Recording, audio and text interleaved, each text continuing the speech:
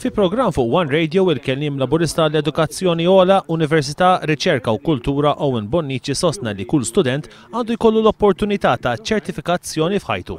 Jgħid li din hija sfida għal pajjiżna li iżda nistgħu nelbuha. Kannet ngħidu illi kull student għandu jkollu l-opportunità li f'ħajtu jkollu ċertifikazzjoni.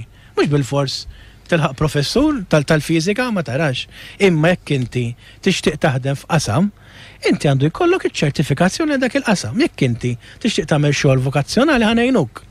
Aħna rridu niġru warajk, għalhekk ħloqna l-garanzija tax-xogħol, tat-taħriġ, tat-tagħlim. Tkellem ukoll dwar id-dedikazzjoni tal-għalliema, speċjalment ma' tfal b'diffikultajiet ta' tagħlim u kif dawn l-għalliema jridu jiġu mejjuna. Il-kelliem laburista tkellem ukoll dwar kif dan il-budget li ġie ppreżentat il-ġimgħa l-oħra se jintaxxa lil dawk bil-paga minima. Bonnici jisħaq illi il-Partit Laburista ma jaqbilx ma' dan. Fuq di tal-minimum wage jiena rrid narġa' nsammar il-punt aħna bħala Partit Laburista ma naqblux. Illi min jgħid bil-minimum wage iħallas it-taxxa ma naqblux. Dina għalina hija kredu li l-ġustizzja soċjali titlob li minnu bil-minimum wage ma jħallas taxxa.